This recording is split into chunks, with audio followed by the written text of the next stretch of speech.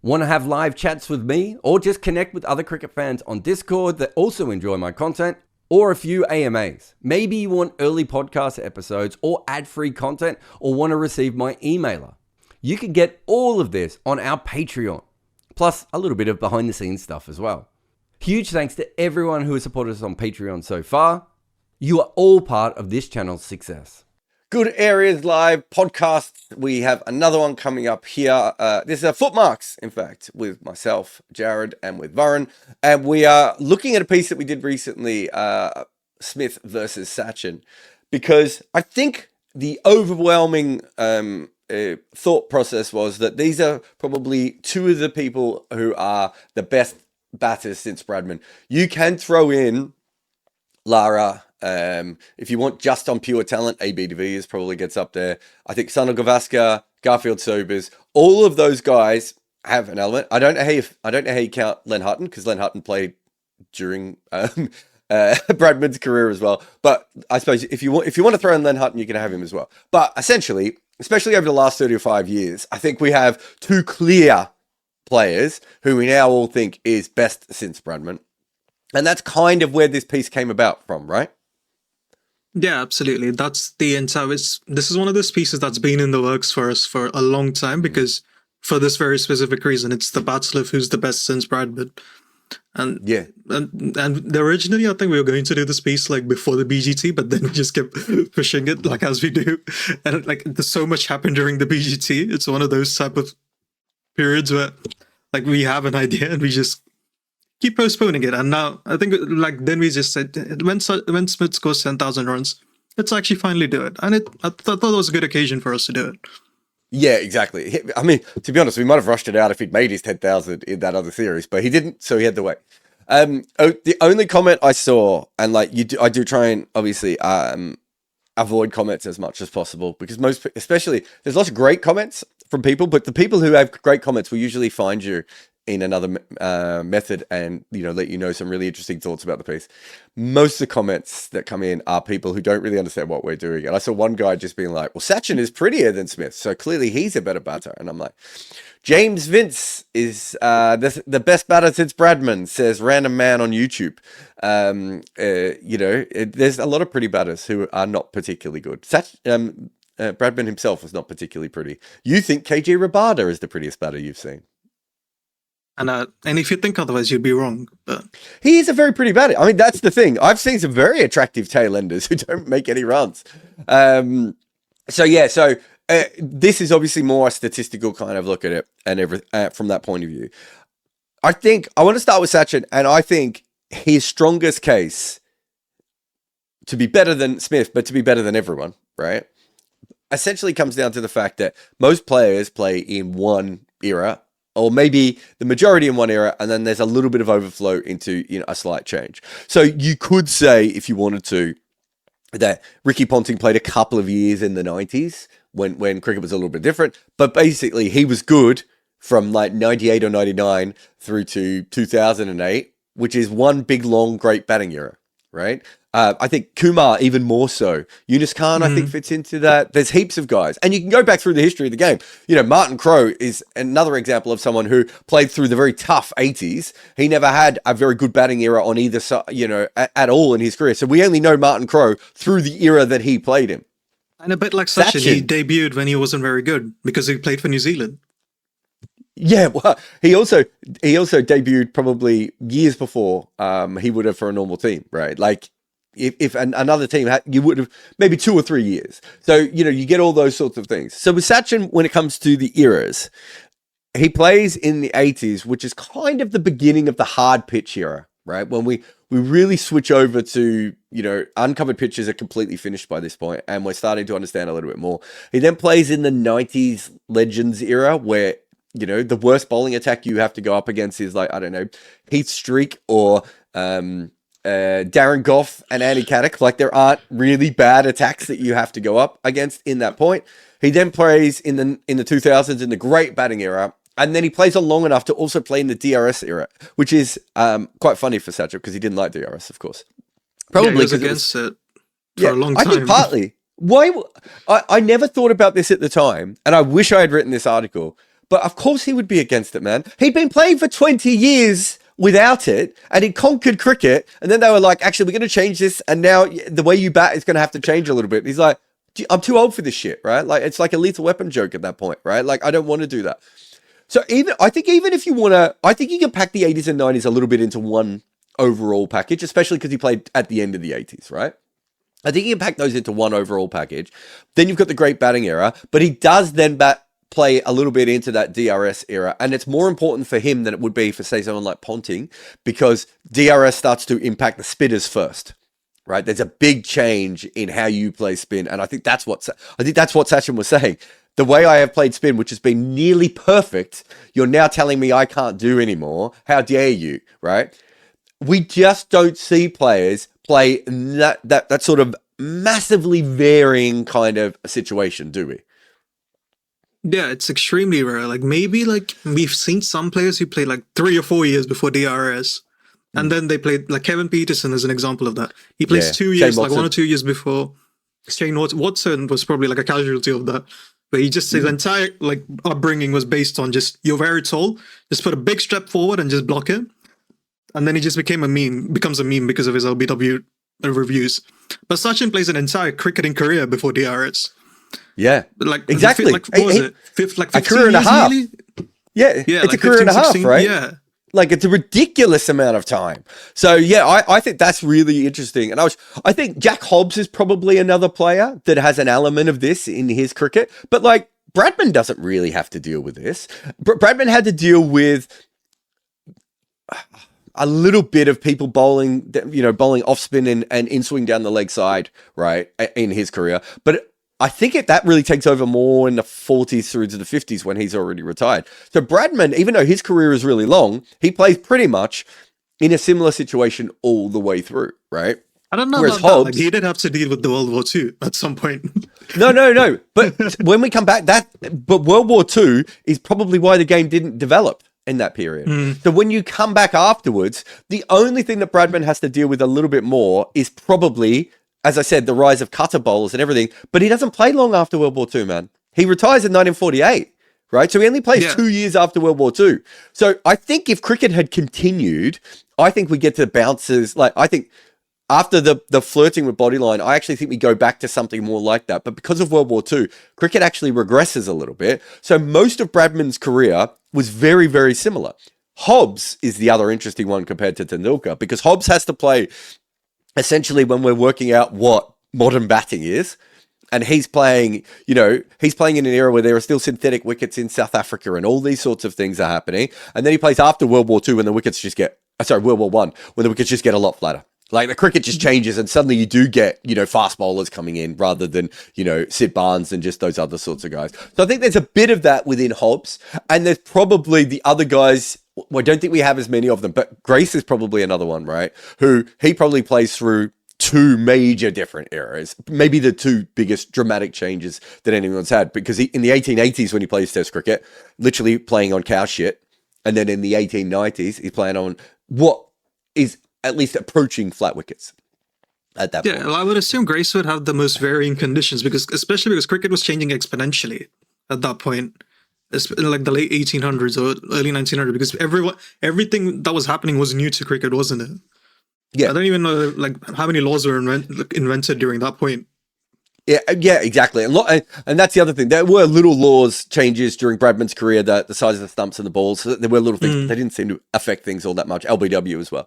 The point being is that Sachin's had a very random career when it comes to that, just because the world has changed. I mean, if you wanted to go as far, you could almost say he also plays in the T20. The start of T20 era, he's still playing Test cricket, right? Like, that's how far his career has moved on. When he started, ODI cricket wasn't important, and when he finished, T20 cricket was taking over. Like, that's a ridiculous time frame, right? Like, most athletes never have to play through that level of change, right? Of the sport. It would be, there must be NBA players who probably start to play in the late 70s and then are playing through the mid 90s as the three-pointer is taking over, right? Like, I'm assuming, there would be hockey players who probably played when hockey was on the grass and then it switches to Astro and they have to do that. Like, I'm not saying that it hasn't happened in other sports, but it's a rarer situation. Anyway, the funny thing is that Smith has his own multi-era thing going on here, because when Smith comes into Test cricket, bat is completely on top.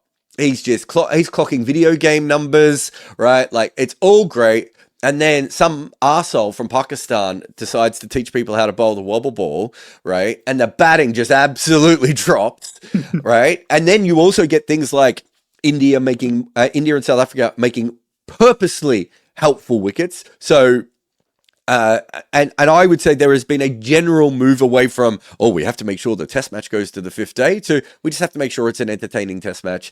Kookaburra ball gets, all those sorts of things play a big part. So Smith, and it's not just Smith, I think you throw Williamson in there, maybe Elgar is another, a lower level player that is quite interesting from that point of view. You've got Root, you've got Kohli, you've got all these players who sort of conquered that previous era and then instantly have to switch around. And so Smith has to do something that, say, Ponting never really had to worry about in the same way, and play in two vastly different eras. And this all brings us back, I think, Varun, to the fact that these two guys, for me, I think you could find singular batting machines that might have been more talented than them, right? Like during their eras and even around their eras. I don't think we've ever had two players, certainly since probably Bradman, with the ability to just go, I have to fix this now because this is an issue. So I'm just going to completely adapt my game within an innings and change everything I do. And I think that's the reason that you get this incredible high floor with both of these players. Like, even when they're not batting particularly well, they're still finding a way to make runs because their ability within an innings to change everything up. Yeah, I think it's probably the most interesting thing about it, how differently both of them do it as well. Like, Sachin Tendulkar is basically a cricketing textbook. Like, everything is almost imperfect. Like, he will play the same ball. Like, if a ball is outside off, he'll probably find a way to drive it exactly at the same spot again and again. And even Steve Smith, like, he's a weirdo. Like, he has like a weird batting technique. But I remember Sangha doing an analysis on it. He says that one thing Steve Smith does really well, which all great batters do, is at the point of impact, his head is still. And at the end of the day, like, that's one thing Smith and both Sachin, even if they change everything else, one thing that's the one constant in their technique, which a lot of batters don't do. If like we see that a lot with like Barbara changed it or Kohli changed it. Something changes when they change the technique. They'll forget the basics. But the greatness of Smith and Sachin is that even when they are tinkering, they never forget the basics, which allows them like a higher floor than the other batters do. Yeah, they don't have that thing that, and we're not saying Babar Azam is on the Smith or Sachin level. Yeah, of course. But Babar Azam had an issue, which was causing him some problems, and so he tinkers with it, and it makes it worse. Whereas with Smith and Sachin, they are, when they're tinkering, they might go back to averaging 40 or 45 for a little while. They're not going to go back to averaging 20 or 25, right? They're not going to drop off the cliff altogether.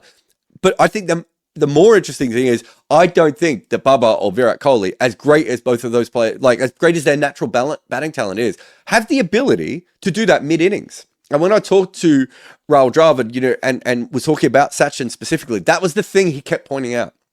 It's the ability in the innings to go, okay, they're trying to get me out this way, so I'm going to change my stance, I'm going to change my back left, and that will mean that they won't be able to get me out in that way. And Rahul Dravid's at the other end going, that would take me a month, right, to make that change. And Rahul Dravid is a top 20 batter of all time.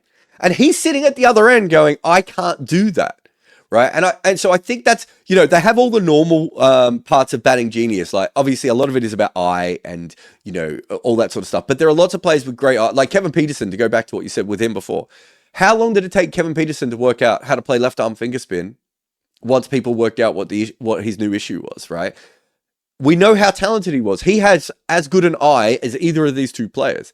What he didn't have is the ability to play differently every single time and work his way through that problem. And when you look at their records everywhere in the world, that's what you see, right?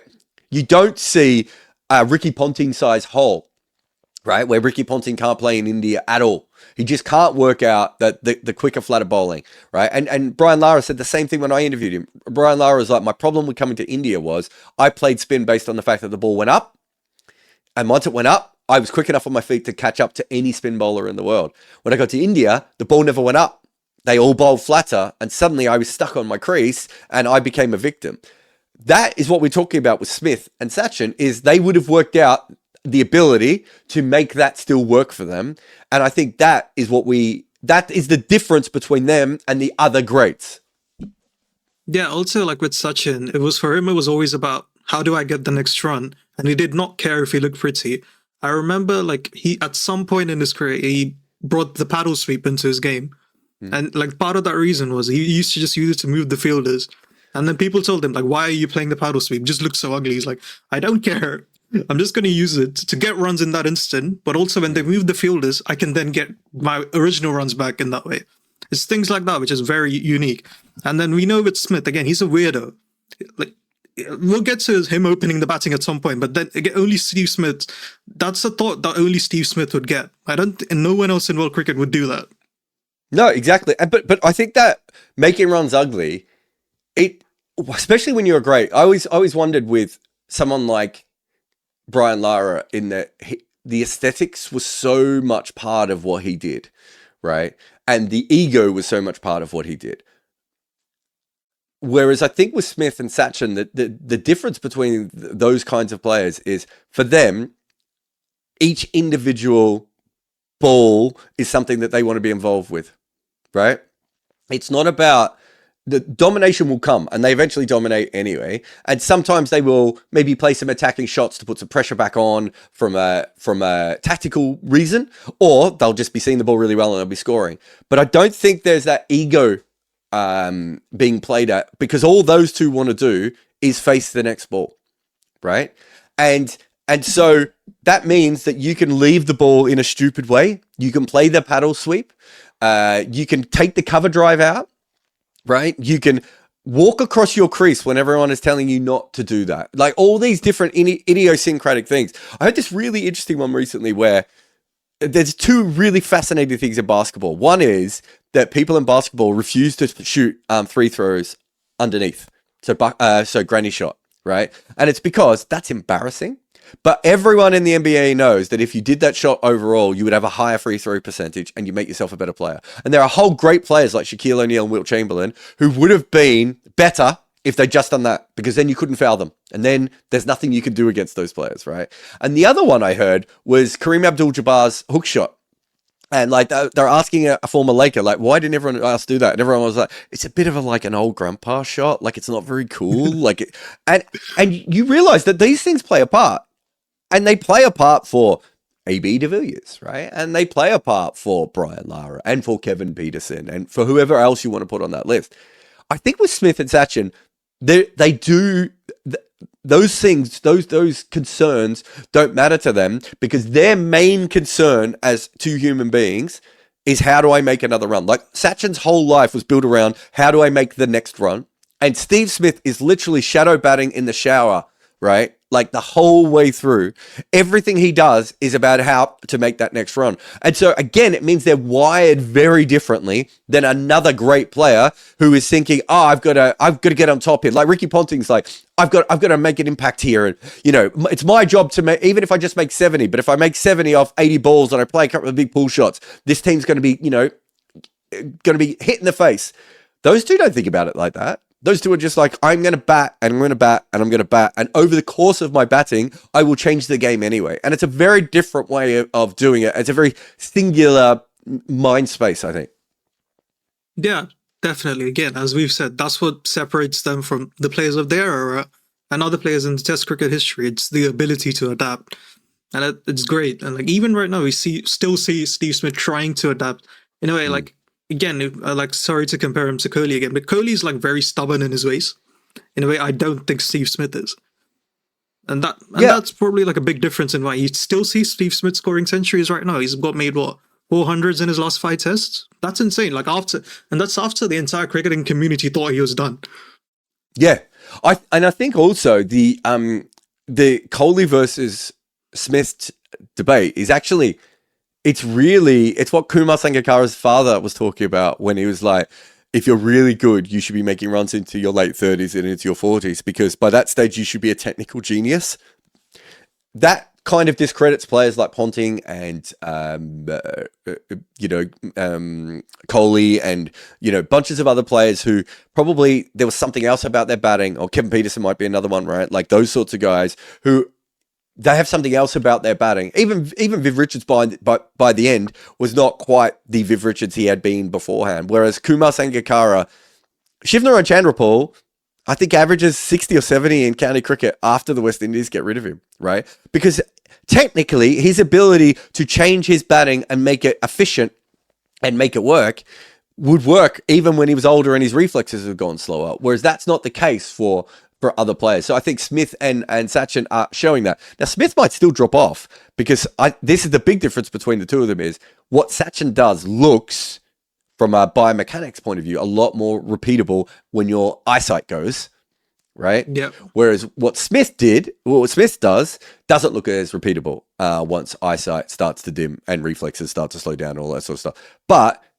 because of what Smith is like and his ability to go through everything else, I think that changes everything. I want to talk about the backup batters a little bit here. Sachin, we use match ratio when we look at players. We look at heaps of things. It's funny. I did a TikTok the other day when someone was saying, a lot of people they only look at batting average, and I'm like, well, if you look at one number, even batting average, which is a great metric, it's like it doesn't tell you everything about everyone else. And so when match ratios come in, people are saying the same thing. We're like, yeah, we don't just use match ratio. And one of the reasons we don't use match ratio is because Sachin doesn't have a particularly great match ratio. And we know why. It's because he played on very flat wickets, and then he also had a stacked batting lineup around him, right? Like that's half true. Like, I think it's like it's the match ratio, like the people think that is like, it affects people with great batting lineups. That's kind of true. It mainly affects people in great batting lineups and mediocre or poor bowling lineups. Because if we use Ponting, we use Ponting, right? Yeah, I don't think we're disagreeing that he's probably batted with the greatest top six in the history of Test cricket, or would be roundabouts there. But he also played with McGrath, Vaughan, Gillespie, and Lee. So none of the other top six are opposition top six aren't making any runs. Whereas with Sachin, that's probably not the case. He's played with a stacked batting lineup, but he's not really got a great bowling lineup. So the opposition top six are still making runs. Yeah, and that's really true when India and Australia played in the 2000s. Yeah, no, that's the thing. No, I think you're right. I think you see that a couple of times, don't you, through the match ratio, where you look at a player and go, well, why is their match ratio so low? And then you're like, well, look at all the batters around them, and then look at the bowlers around them. And so I think that's a very, very good a good way of pointing it out. But it does show the flaw within that metric that you need to understand, right? Yeah. In the same way, we know all the flaws of batting average because everyone spent like 1 million hours discussing with their friends why batting average does make sense or doesn't make sense. Everyone's got that one friend who says, yeah, if you don't average 50, you're not a great. And it's like, whoa, settle down, sunshine. Lots of things have happened in the cricket. Like with match ratio, it does benefit Sachin in a way because his 90s really shine. And we know that. And we always say that because I think I'd rate his 90s period above his 2000s period. Yeah, but I think you're forgetting his 90s period. He's not batting with a great batting lineup. That's very fair. At least that's why. I think so. That's a the good batting perfect lineup example. at home. Yeah. Yeah, I mean, look, I'm one of the world's biggest Navjot Sidhu fans, right? But I'm not sure we would. I think he's a great player, a spinner. I'm not sure we would suggest he's a great player. Mohammad Azharuddin, again, a fantastic player. Yeah, I don't think any of them were great players overall, but in India specifically, I'd say they hold up. If you look at the 90s Indian team, they're a better home side. But you're still talking about. Yeah. But do you know what you're not talking about? Hayden, Langer, War, Martin, Hussey, Gilchrist. Do you know what I mean? That's true. You're not talking about Sehwag, Dravid, VVS. VVS, even Ganguly. Like Ganguly is the worst player in that batting lineup, right? And there are many other times when he would be one of the better, and he's not a great player, but there are many other times when he would be one of the better batters in a side, right? Like that. Yeah, definitely. You've got to factor that in. So I do think from that perspective, that's the way of looking at it. But that's why, again, I think that that Sachin is so interesting because I think his 90s are underrated and I think his 2000s are overrated. And I think that if you split them up by match factor, you start to understand a little bit more just how brilliant he was in the 90s. And by the time we get to the 2000s, and you get this a lot with older players, right? Like I remember I can't remember who it was. Was it Gideon or David Frist? Someone wrote this thing about Jack Hobbs going, like, there's all these old columns about how boring Jack Hobbs is. But all the columns are from when late 1920s, when he's like 105 years old and he's still averaging 50 in Test cricket, right? Jack Hobbs wasn't boring in 1906, right? He was a young player who no one had ever seen anything like before. And it's like the W.G. Grace thing of like, I've had this fight with John Houghton. John Houghton's like, oh, you know, big, fat, old batter. And I was like, he was a hurdler, John. Like, quite clearly, W.G. Grace was a great athlete at one stage in his life. He played football and he ran the hurdles. Like, even if we say 1800s hurdles, like, you and I would struggle with hurdles. Hurdles is like a thing. Running and jumping at the same time at any kind of speed. Anyone who's ever done it. And so I think the same sort of thing happens with Sachin.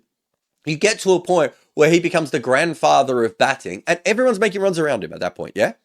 And so there was an element of that. But you have to go back to the 90s and go, you have no idea what this guy was like in the 90s. This was an absolute menace. Yeah, no, I actually saw that period because that's when I started watching cricket. As basically when Sachin was close to retirement. And I'm thinking, why is this guy still in the team? He's making an ODI century in 140 balls. Like what are we doing here? Whenever he makes 100, the team's losing. But then you look back as like 90s, you're like, okay, he was really good. Fair enough. Yeah, no, exactly. So I think from that perspective, Smith's batting lineup just hasn't been at the same level. So he had a couple of years of Marnus being great. He has had David Warner at home, and he's had a couple of years, maybe 4 or 5 years of Usman Khawaja as well. But he's actually had quite a bit of, you know, I mean, there've been some ordinary players around him in the lineup, right? Like at various times. Like, I'm trying to think who, Alex Doolan, would he be one of the more randoms? I'm trying to think of who else. Like he's played. I won't tolerate Adam Voges disrespect Jarrod. Adam Voges is probably another one. I mean, I suppose you got a little bit of Chris Rogers. If you put Chris Rogers and Khawaja together, that gives him one pretty solid opener. And then at the other end, he's got Warner, right? And I think that's fair. I know there's a gap between Rogers and Khawaja, but I think that you could probably make some sort of a claim there, couldn't you? That those players kind of all come together. But I would say that compared to 2000s Sachin, where I'm not saying there wasn't the odd random batter. Oh, 2000 Sachin's batting is way better than whatever Steve Smith played with. Like, I don't think he was announcing that. No, but what I mean is I think there would have been a few times in mid-2000s where you still would have got... You would still get... Sachin would have batted with some random dudes, right? That on reflection, like he bats with Wasim Jaffer, although I think it wasn't Akash Chopra. Yeah, he plays with guys like that. I still think they are, all things considered, probably on a much higher level than your Alex Doolan. What was the Queensland opener who now is like Italy's best player? Joe Burns. Joe Burns. I'm trying to think of some of Marcus the other Harris? like. Marcus Harris, that's a good one. I like that a lot. Like he's played with Cameron Bancroft, obviously. There's a few Bancroft. Yeah, and so I do think that there's quite a few players that when you look back at Smith, even if you take out the fact that Khawaja... Sean Marsh. Yeah. He was probably okay, but not great. Sean Marsh is... We might need to do this. I don't know. There's a chapter in my book where I kind of stop in the middle of the book to talk about Sean Marsh and Marcus North compared to Chris Rogers, because they're all from WA, right? And Chris Rogers has this really high median runs, and the other two have two of the lowest medians of any players who've made runs in Test cricket ever, right? Oh yeah, isn't Marcus not like 12 or something? His median. I think so. I think really Sean Marsh they're both like incredibly low. Yeah, it's a whole different discussion. But the point being is, as we said before, he batted with lots of random dudes. Right. And I think in a way that certainly throughout the 2000s and throughout the majority of his career, I don't think once India sort of got their groove on with batting, I don't think that he had to do that. So there's no doubt that Smith had the worst batting lineups. And so if he has a worse batting lineup and a great bowling lineup, does that not mean that his match factor is slightly going to be overblown? Yeah, definitely, 100% will be the case. That's the best situation to have a match factor. You couldn't like have a greater match factor when no one's making runs except for you, because your bowling attack's so good, but your batting lineup isn't very good.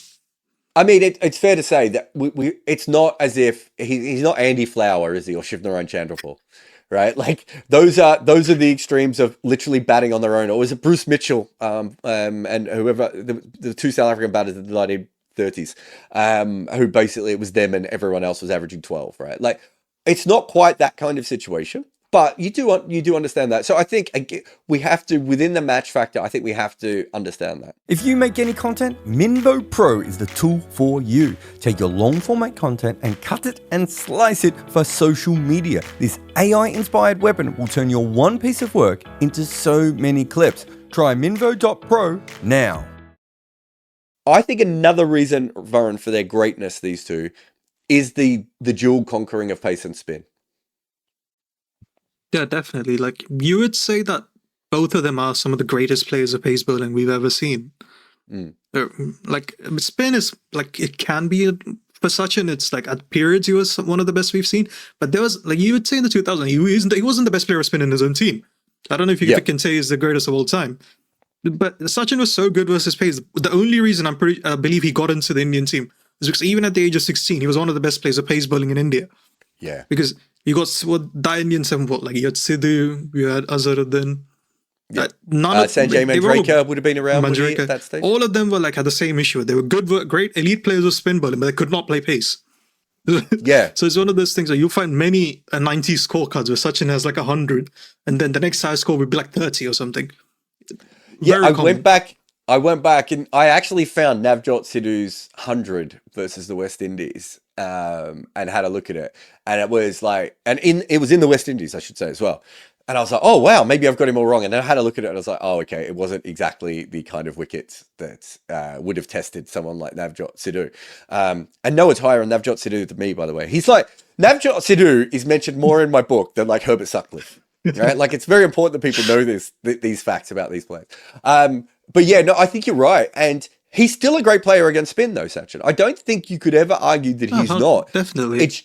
It's just that I think Navjot was probably a better player of spin when he first came in. Azharuddin would be around his level, and I think Rahul Dravid and VVS Laxman were probably slightly ahead of him. Is that how you would see things? Yeah, I'd say if we look at that team, Sachin would be better than Ganguly at spin, I'd say. I don't know if he was as good as Sehwag as well. I'd have rated Sehwag higher. Yeah, especially if you take strike rate into account. But we get it's one of those things where we're like, who's the poorest billionaire here? Like, and that's a good point, because if you're the fifth best player of spin in India, you might still be in the top 10 in the world, right? Yeah, definitely. Like sometimes, like I do think he's a better player of pace bowling than he's spin bowling. I'm pretty happy in stating that. And I wonder if he's the first. He's probably the first Indian player that could say that, because Gavaskar. Go back through Gavaskar's record. I think Gavaskar and Bradman are the only two average over 100 against spin bowling. And yes. Gavaskar is wild too, because he'll say things like, spin bowling was easier at test level than it was in first class level, because in first class level I had to go up on these wickets against these kinds of guys. And when I got to test level, I was like, this is easy. I can handle this. So I think I don't want to say that Gavaskar couldn't play pace bowling, because I think that would be unfair. But quite clearly, he was like that. And if you go back through the old stories of great Indian batters, it is generally anchored around how they play spin. And so Sachin's main skill is flipping over. And I wonder, now let's look at Smith. I wonder where Smith comes out if you look at the greatest Australian players of spin, right? Of how high Smith would be. You've got probably... Obviously, Bradman, he's not quite at Bradman's level, but Bradman never had to go to Asia. So even though he played on wickets that were more favourable to spin bowling outside of Asia, in an era when England and South Africa had lots of spinners and really top quality spinners, it's still not going to Asia, which is a different skill altogether. So if you take Bradman out of it from that conversation, you've got Neil Harvey, you've got Greg Chappell, who was sort of as a great player of spin, never went to Asia. Alan Border, not thought of as a great player of spin, but actually I think made quite a few runs against spin and was very hard to get out against it, certainly. Maybe more in the Alistair Cook mold of playing spin, in that he's just going to survive it. Then you have Ponting, who is a great player of spin everywhere except for India. Yeah, Like, I think mainly just Harbhajan. He was just Harbhajan a lot. Yeah, well, I saw him on a video the other day saying Kumble also caused him problems. So I think he had the same issue that... I think he had the exact same issue that that Lara had. He was brought up that wait for the ball to go above the eye line and come down. And if no one's bowling above your eye line, how do you... you've got no plan B, right? You couldn't sweep. Michael Clark has a very good reputation against spin. Matthew Hayden has a very good reputation against spin.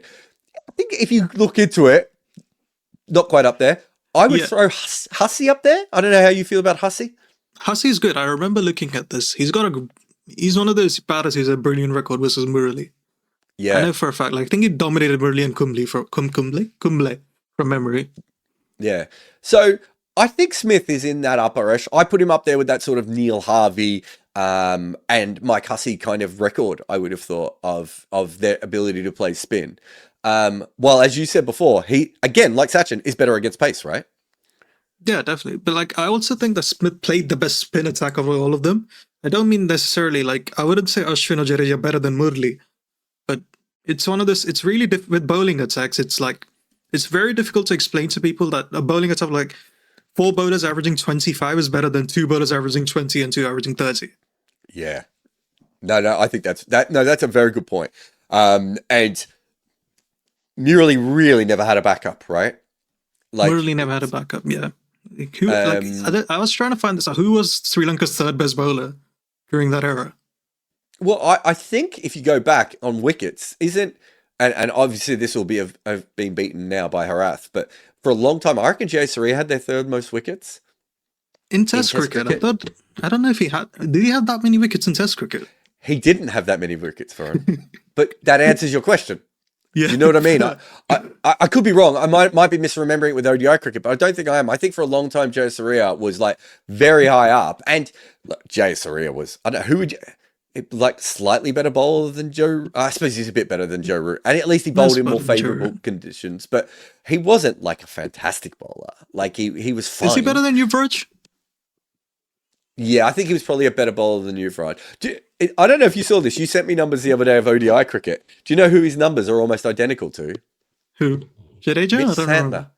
It's okay. That kind of makes sense.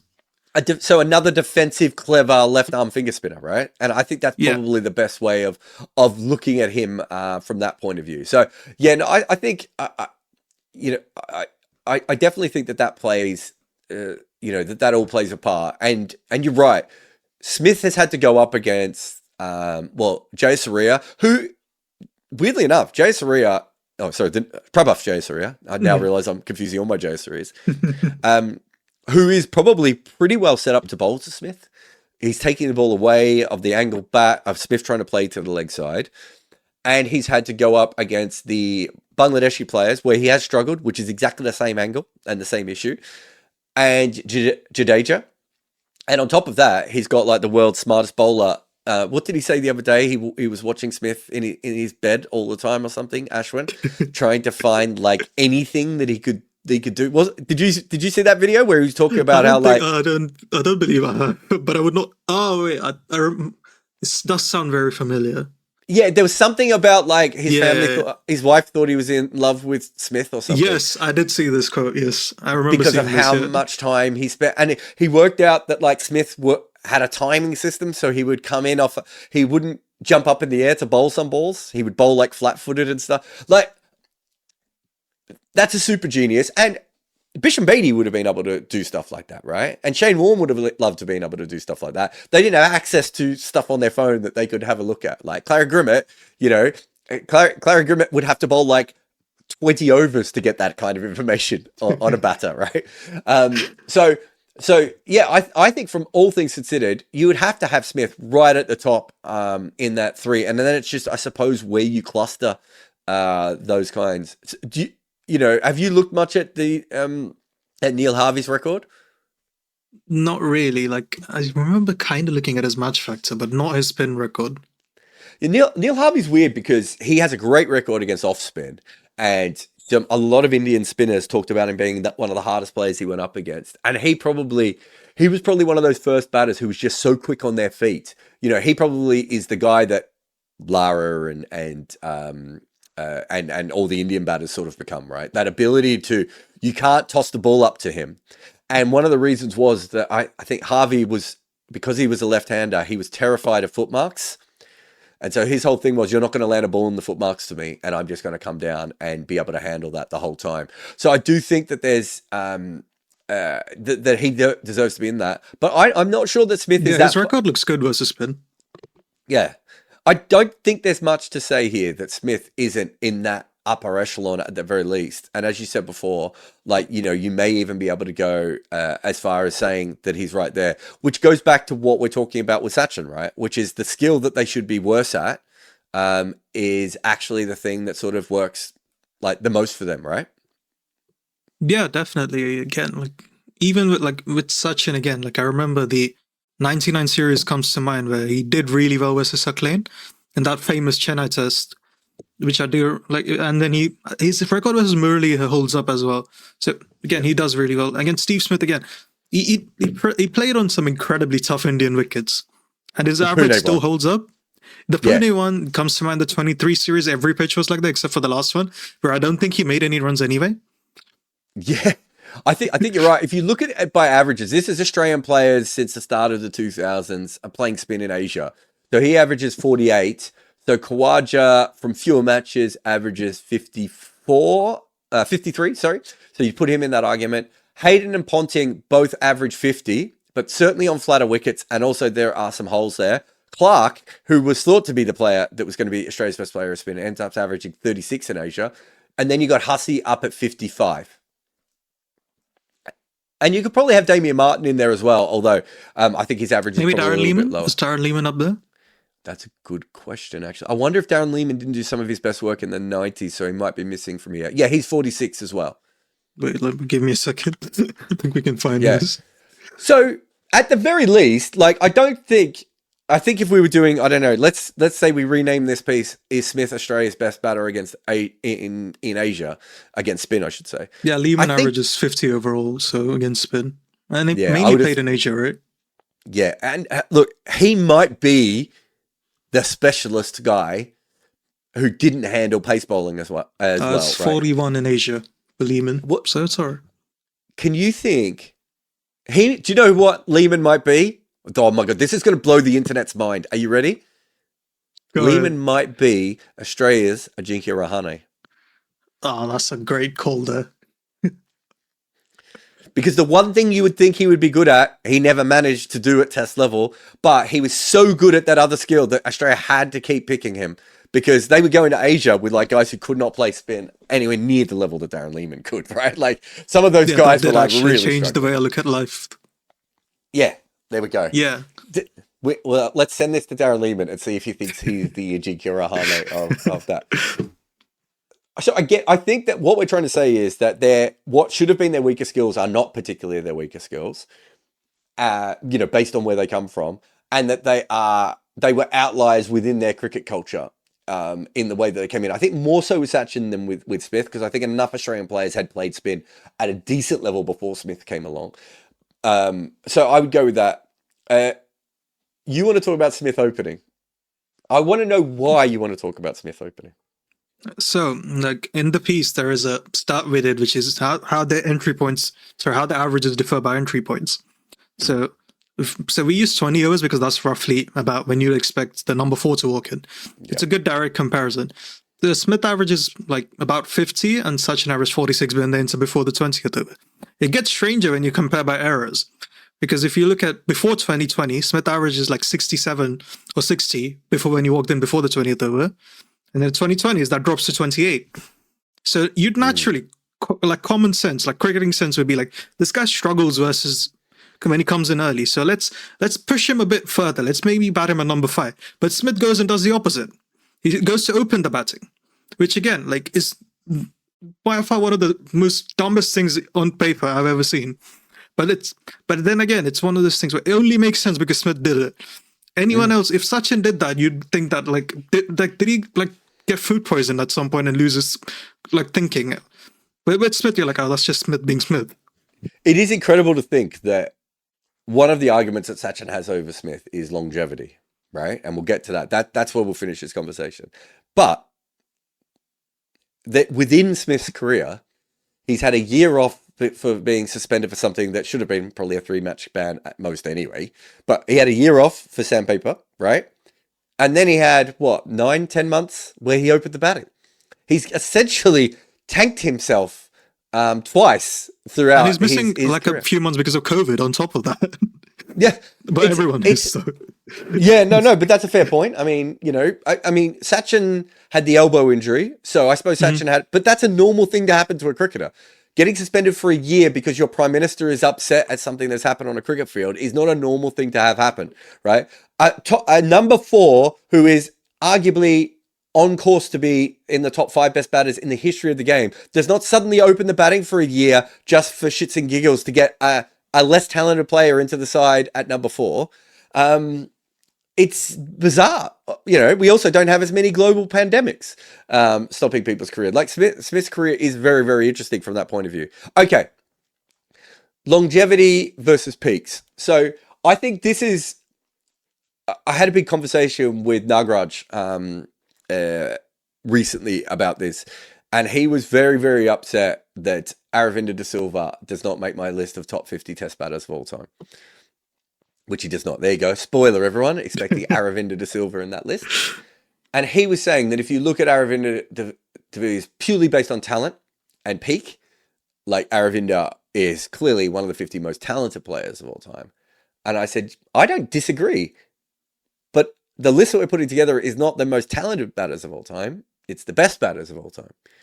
Right? So Gary Kirsten, also not in the list, but Gary Kirsten might have a better all-round career than Aravinda de Silva.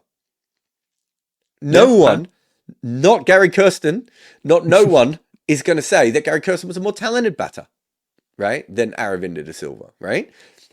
And so I think and the reason I bring all this up is I think if you just love peaks and domination, I think then Steve Smith probably had a peak that the only player who's ever had a better peak than him is Don Bradman. Do you agree with that? Yeah, definitely. And it holds up at match facts around average. So if everyone's like match facts are well, it holds up at average, right? Yeah. So it's one of those things.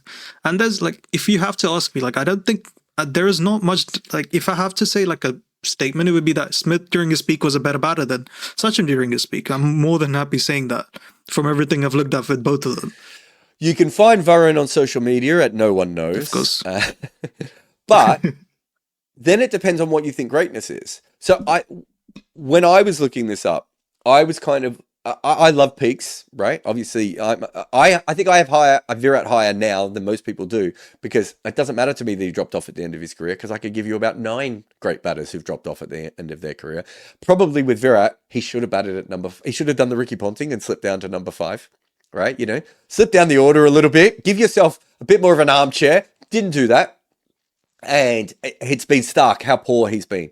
No one is going to argue that. But because of how much I value peaks and that side of thing, I have Virat very high. But when you look at Sachin, so one of my great things about Sachin is he's the best teenage batter in the history of the game, right? And it's not particularly close, right? Like, I think the second most runs as a teenager is Ashraful from Bangladesh. I could be wrong. Like, he is the best teenage batter in Test cricket by, like, a considerable distance, if I remember correctly. He's also one of the best players after the age of, I can't remember if it's 36 or 37 or 38, but old batters. He's one of the best old batters in the history of the game as well. And on top of that, he's a great all the way, pretty much in the middle of that. Even when he's not at his absolute best, his floor is still touching the sort of great levels in a way that normal players won't. The ability to say, you have a player who is going to conquer everything that comes up in front of them for 21, 22, 23 years, 24 years is ridiculous, right? Like that is, and when the way I looked at this is, does Steve Smith have a genuine argument to be the best batter of all time? And I don't think he does. I don't think he has a genuine argument to be the best batter of all time. Because I think Sachin Tendulkar has a genuine argument to be the best batter of all time. I don't think he goes past Bradman, but you could make a very good case for Sachin Tendulkar, right? And I don't think you can for Smith. So for me, it's that longevity is as important as anything else, because you have a player who played 2 giant generations, right? Like he basically had 2 careers that were longer than Mike Hussey's career. Yeah, definitely. Like, and that's probably the best way to describe it, isn't it? Because for 24 years, India just did not have to worry about the number 4 spot. Not the complete 24 years, but still. Like, even if we say 17 years, which is we counted as 17 plus years for Sachin, and 10 for Smith, that is 7 years. That's a lot. Yeah. That's 7 years when you don't have to worry about that spot at all. Not that we're saying that either of them would ever be dropped, but we're basically saying that in that year, you had a number 4 who was a plus batter, and a considerable plus in most of those years, but a plus batter in all of those years. That's 7 extra years. That's a ridiculous amount, right? Like, and in terms of great years, there isn't as much between them, is there? I don't believe so. Was it like 8 for Smith and 13 for Sachin? Yeah, so the gap does close. And we might have a couple more years of Smith being great as well. So, and we might have a couple more plus years. I just don't think you can compare that with Sachin. And someone brought this up when the video came out. It's a really good comment, actually. They were saying, doesn't that just mean that Sachin is the Jimmy Anderson and Smith is the Dale Steyn? And I was like, oh, have I got this all wrong? Like, and then I thought, no, because the difference is that in the first 10 years of Anderson's career, he's about a slight plus bowler. Right? Like he averages around 29, 30 in helpful conditions as well in England a lot of that time. Whereas for the first half of Sachin's career, he's actually a great player. And then for the second half of his career, he's also a great player. So Smith, to beat him, would have had to have continued to average around 62, 63, 64 for the entirety of his career, almost to get to overcome what Sachin did. Does that make sense to you? Yeah, I think it does, because again, it really does. Like, think about how great you have to be as a batter to overcome the advantage you would get with someone who'd give you such a longevity at a time. Because if let's say Smith bats till he's 40 now and has 2 or 3 more great years, like would our thinking change? I don't really know if it does change a lot. Like, it still would be you still make the argument for Sachin in that case, because it's still absurd for someone to debut at the age of 16 and play till they're 40 and still be good for most of it. Exactly. Great for most of it. Yeah, great for most of it. Sorry, in fact, yeah. Yeah. So I agree, and I think it changes if Smith has 4 years averaging, especially in this era, anything over 45 to 50. I think that's when you start to go, wait a minute, like and if he ends up with an average. What's Smith's current average? Is about 56, 57? It was exactly 57 last I checked it. Yeah. If he gets it back over 60 at the end of his career, which I think is really unlikely, right? But if he gets it back over 60... It would have to be the most extraordinary thing in the history of cricket if he does that. But you say that, Smith's entire career is extraordinary, right? Do you know what I mean? Like, when he opened the batting, I was like, this is a stupid idea, it won't work. But I am not going to say it's not going to work, because Smith's entire career should not have worked so far. Yes, so I'd say it's going to be really difficult, because he has to overcome his weirdness, the wobble ball, and the rank turners in Asia. There's a lot of obstacles to preventing that. I don't think there'll be as many rank turners in Asia coming up, especially in India, where he will play the vast majority of his. I suppose Pakistan is another one. He's now going to have to deal with their wickets, isn't he? A little bit. There's an element of that. I think he's worked the wobble ball out, though. Like, as in, I think his form dip was a combination of the wobble ball and people working out the right lengths to bowl it to him, and was probably also getting hit on the head by Jofra Archer. Right? I don't think either of them are the defining moments, but I think that changed a little bit, and that sort of back of a length ball outside off stump that he kept nicking off to over and over again for a long time, I think is a combination of those two things. I think he's kind of worked that out at the moment. I still don't think he's the Smith of peak years. But because he's so good at adapting and fixing things, like if you told me he had 3 more years of averaging 50, I'd be like, okay, that is within the realms of possibilities. Whereas I think if you told me even 3 years ago that Virat was going to have 3 more years of averaging 50, I'd be like, are we sure here? Are we sure this is going to happen? Like, I'm going to need to see something quite remarkable here. But we also, the other thing that I think helps Smith a little bit is that, Sachin had to do so much of his in what was an amateur era. I'm not saying he was amateur because I don't think that's fair. He definitely played and prepared like a professional, but it was an amateur era. And so he had to make sure he was on top of his diet, and he had to make sure he was on top of his stretching routine and everything else. Whereas, Cricket Australia are just going to be a bit like Mr. Burns going through that machine and The Simpsons. Like they're going to be, just making sure. And we are seeing athletes being able to play more into their 40s already. If Smith wants to do that. So that's the one thing I wouldn't discount with Smith is that as long as the not playing across the line thing doesn't cause issues as he gets older, I could certainly see how he would be in a position to be able to make more runs going forward in his career. But I think the dip that he's had means that he has a lot to overcome. In the same way that, like, the Joe Root to get into this conversation has to have another 4 great years, probably, doesn't he? To get even close to these guys in a conversation. Easily, yeah. I think for Smith to get back ahead of Sachin for me, it's not like, oh, he's made 300s in 2 matches or whatever, or 4 innings or whatever it is. It's like, I'm going to need a lot more of that because the level that Sachin got to is so extreme that it might be that he is quite clearly the second best batter since Bradman. And I don't think that's the case for Smith. Yeah, I think that's. I also think with Smith, like, we probably have one more decline that I think he will have. Because what happened with him is with, like, normal players usually have, like, 2 declines, I'd say. You have, like, your peak, then you become normal, and then you become shit.